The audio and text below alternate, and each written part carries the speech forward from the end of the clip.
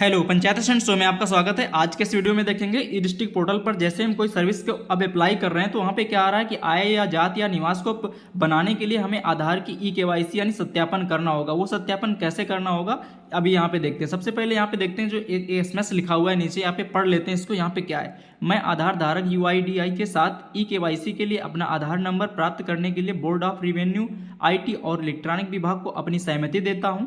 Board of revenue IT और electronic विभाग ने मुझे सूचित किया है कि मेरी पहचान की जानकारी केवल आय प्रमाण पत्र प्राप्त करने के लिए उपयोग की जाएगी और यह भी सूचित किया गया है कि मेरे बायोमेट्रिक संग्रहित साझा नहीं किया जाएगा। अब यहाँ पे अब यहाँ पे डाउट ये आ रहा है कि अब यहाँ पे यूजर का आधार कार्ड यानी कि जो आजाद निवास इशू कर रहा है उसका लगेगा या बेनिफिशियरी लाभार्थी का। तो अभी मैं यहाँ पे क्लियर करके दिखाता हूँ यहाँ पे जो आधार किसका लगना है। सबसे पहले हम इस पोर्टल पे आ जाएंगे जिसके लिंक आप यहाँ पे देख सकते हैं। फिर उसके बाद ई डिस्ट्रिक्ट लॉगिन पर क्लिक करेंगे, अपना यूजर आईडी पासवर्ड आप यहाँ पे फिल करेंगे और लॉगिन करेंगे। इतना करने के बाद जब इस सेम इंटरफेस आ जाता है, अभी तक जैसे आप कंटिन्यू बना रहे थे आजाद निवास वैसे ही आप बनाने पर क्लिक करेंगे सेम। जैसे मेरा यहाँ पे इंटरफेस खुल चुका है, मैं किसी आय यानी इनकम सर्टिफिकेट के लिए अप्लाई करता हूँ। इस तरह से इंटरफेस यहाँ पे खुल गया। आय प्रमाण पत्र, सेवा हेतु आधार ई केवाईसी सत्यापन। अब यहाँ पे मैंने दो स्टेप मैं करके दिखाऊंगा। सबसे पहले एक ऐसा जैसे कि किसी व्यक्ति का आधार कार्ड मोबाइल नंबर से रजिस्टर्ड नहीं है, पहले मैं उसका यहाँ पे डाल के दिखाता हूँ कि क्या इशू आता है। फिर उसके बाद वो ऐसे व्यक्ति का डालता हूँ जिसका ऑलरेडी रजिस्टर्ड है। तो चलिए मैं यहाँ पे सिंपल यहाँ पे डाल देता हूँ। जैसे कि मैं यहाँ पे किसी बेनिफिशियरी का डाल देता हूँ। मैं यूजर हूँ, यूजर का यहाँ पे आधार कार्ड नंबर नहीं डाल रहा हूँ, जो लाभार्थी बनवाने आया मैं उसका यहाँ पे डाल रहा हूँ। ठीक है, यहाँ पे डालने के बाद मैं यहाँ पे टिक बॉक्स करता हूँ, कैप्चा फिल करता हूँ। उसके बाद यहाँ पे सबमिट पर क्लिक करता हूँ। जैसे ही आप यहाँ पे सबमिट पर क्लिक करेंगे तो आपके सामने देखिए कुछ इस तरह से लिखा कि डेटा नॉट फाउंड, यानी कि जो मैंने डाला आधार कार्ड नंबर उसमें कोई मोबाइल नंबर रजिस्टर ना होने की वजह से ना कोई सत्यापन हुआ ना कोई ओटीपी हुआ। अब मैं इसको यहाँ पे रिसेट करता हूँ। ठीक है, यानी कि जिनका अभी लिंक नहीं है मोबाइल नंबर आधार कार्ड से उनका यहाँ पे नहीं बन पा रहा इस केस पे। ठीक है, अभी मैं डालता हूँ एक ऐसे बेनिफिशियरी का जिनका मोबाइल नंबर लिस्टेड हुआ है यानी आधार कार्ड से जुड़ा हुआ है।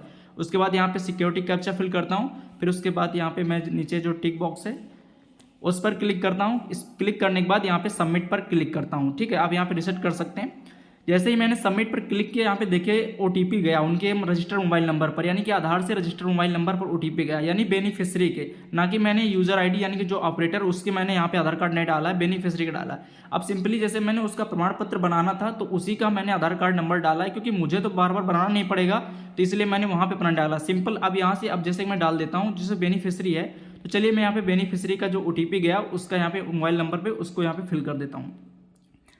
ओटीपी डालने के बाद आप यहाँ पे सबमिट पर क्लिक करेंगे। जैसे सबमिट पर क्लिक करेंगे तो आपके सामने जो पूरा फॉर्म होता है वो खुल के आ जाएगा। देखिए जैसे कि मैंने यहाँ पे सबमिट पर क्लिक किया तो automatic by default Aadhaar card से कुछ डेटा इसने कलेक्ट कर लिया है, जैसे कि नेम वगैरह होता है। और उसके बाद यहाँ पे नीचे आप स्क्रॉल करके देखेंगे तो जो फैमिली आईडी होती है, राशन कार्ड नंबर, वो भी यहाँ पे मैच कर जाएगा।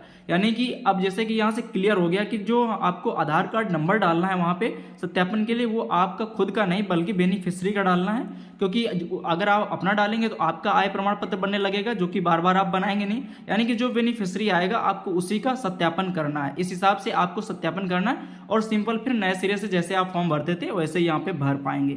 यानी कि यहाँ पे क्लियर हो गया होगा कि जो बेनिफिशियरी है यानी लाभार्थी है उसी का आधार कार्ड नंबर डालना है और ओटीपी जाएगा, ओटीपी को डालना है। उसके बाद आप उसका नया फॉर्म यहाँ पे भर सकते हैं। अब यहाँ पे मेन इशू ये आएगा कि मान लीजिए जिसका किसी का नहीं लिंक है आधार कार्ड से मोबाइल नंबर, तो क्या उसका आय प्रमाण पत्र नहीं बनेगा। जैसे कि अभी तक ये पोर्टल ओपन नहीं हो रहा था, 2-4 दिन से अपडेट में था, कुछ पेंडिंग था, लेकिन अब ओपन हुआ तो ये इशू यहाँ पे आ रहा है। इशू का इसको सही किया गया है कि यहाँ पे आप आधार कार्ड के माध्यम से ही बनाएं। फर्जी तरीके से लोग क्या करते हैं कि जल्दी जल्दी एक हफ्ते में 2 हफ्ते में 2-3-4 बार आवेदन कर देते हैं। आधार मतलब इनकम सर्टिफिकेट कम ज़्यादा हो जाती है तो बहुत बार बनवा लेते हैं, एक साल के अंदर 3-4 बार बनवा लेते हैं कुछ लोग।